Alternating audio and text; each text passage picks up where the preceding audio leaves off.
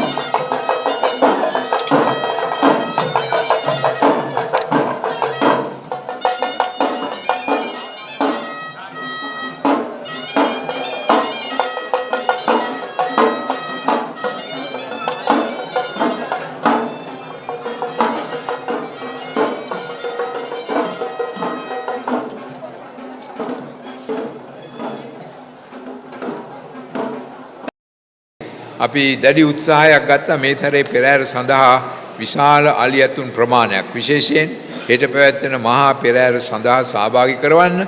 ඒ විතරක් නෙමෙයි ඊ타මාත්ම අලංකාර පාරම්පරික රටාවන්ට අනුව සකස් කළ ඊ타මාත්ම අලංකාර අලියඳුන් විශාල ප්‍රමාණයක් අලුතින් මේ පෙරහැරේ ගමන් කරන අලියතුන් සඳහා යොදවන්න අපි තීරණය කළා. ඒ සියලු කටයුතු සූදානම් කරලා තියෙනවා. විශේෂයෙන්ම සම්බුද්ධ ශාසනයේ සුරක්ෂිත භාවය, එහි අඛණ්ඩ භාවය, එහි ප්‍රවර්ධනය සහ යහපැවැත්ම බලාපොරොත්තු වන අප සියලු දෙනා මේ අවස්ථාවට සහභාගී වන්නේ අපේ ශාසනය, ආගම, ධර්මය රැකගැනීමේ, ආරක්ෂා කිරීමේ, එවැගේම ප්‍රවර්ධනය කිරීමේ දැහැමි සිතුවිලි සහිතව. අද අපේ රටේ විහාරස්ථාන 14129ක් තිබෙනවා. දහම් පාසල් 10347ක් තිබෙනවා. පිරිවෙන් 824ක් තිබෙනවා. ශාසනාරක්ෂක බලමණ්ඩල කොට්ටාස 327ක් තිබෙනවා. විශේෂයෙන්ම අපි විශ්වාස කරනවා මේ සියලුම විහාරස්ථාන පද්ධති ශක්තිමත් කරමින්, දහම් අධ්‍යාපනය ප්‍රවර්ධනය කරමින්, ගමේ ආගමික සිද්ධස්ථානයේ, නගරයේ විහාරස්ථානය මුල් කරගෙන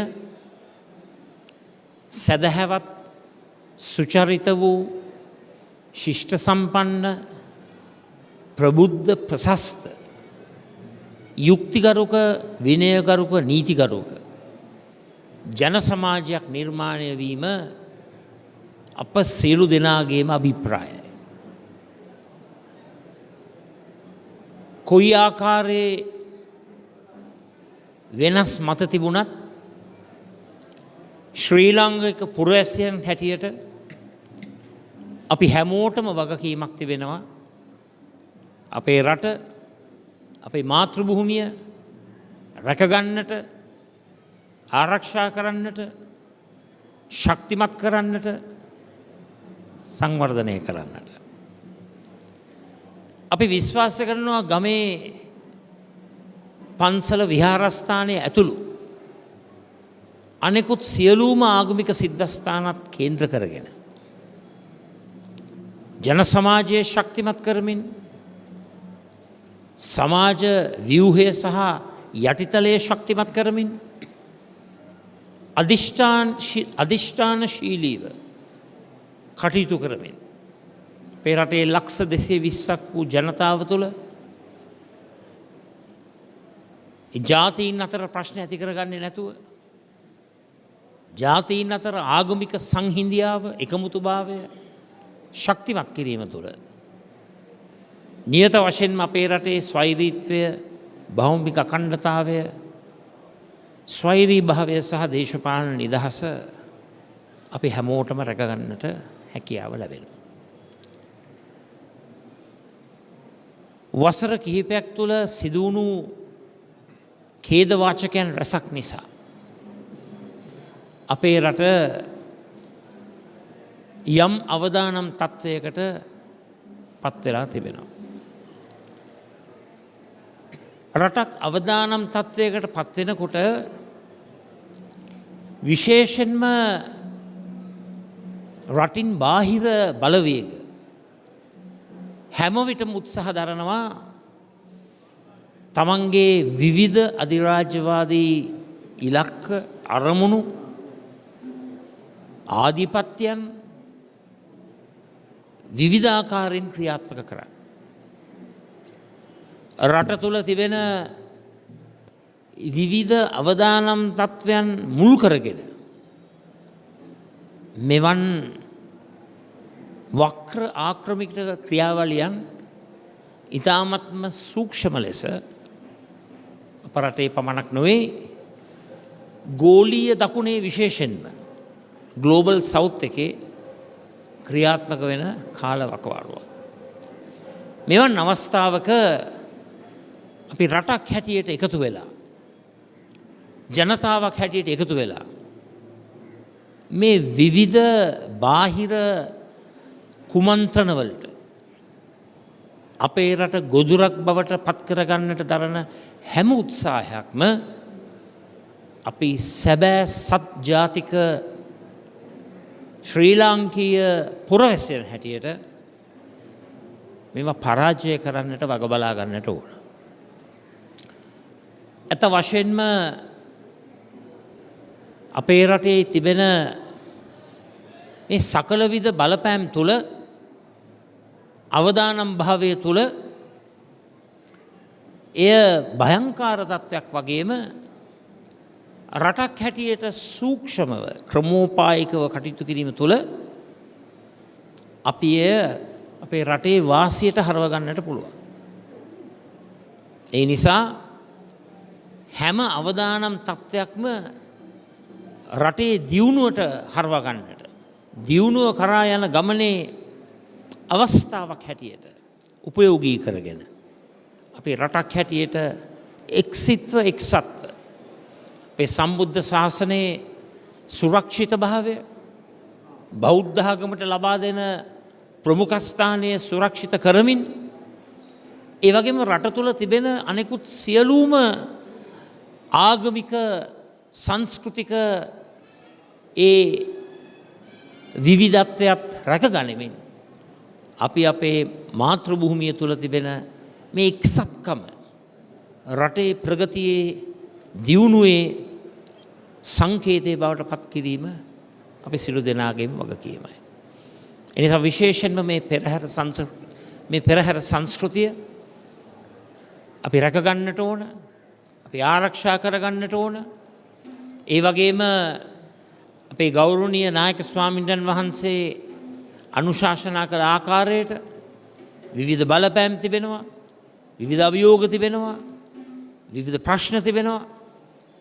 නමුත් නිශ්චිතව මේවට විසඳුමුත් තිබෙනවා. අපි හැමෝම එකට එකතු වෙලා මේ ප්‍රශ්නවලට, ගැටලුවලට, අභියෝගවලට උත්තර සපයමින් විසඳුම් ලබා දෙමින් අපේ මාතෘ භූමියේ සුරක්ෂිතතාවය නැවත නැවතත් තහවුරු වෙන ජාතික ඒකාග්‍රතාවයක් තුළින් ඉදිරියට යන රටක් බවට අපි පරිවර්තනය වෙමුයි කියන ඒ සැදැහැවත් යෝජනාව මත මේ ඓතිහාසික බෙල්ලන්විල රජමහා විහාරස්ථානය මේ පූජනීය භූමිය කේන්ද්‍ර කරගෙන මේ කරන්නා වූ මේ පෙරහැර මංගල්‍ය සාර්ථක වේවා කියා ප්‍රාර්ථනා කරනවා. ඒ වෙනුවෙන් ඒ ලබා දුන්නු ශක්තිය රාජ්‍ය පැත්තෙන් සහ රාජ්‍ය නොවන පැත්තෙන් සිවිල් ප්‍රජාව ඇහැරෙන්න නැගිටින්න YouTube අවකාශයේ රොක් නිවුස් සමග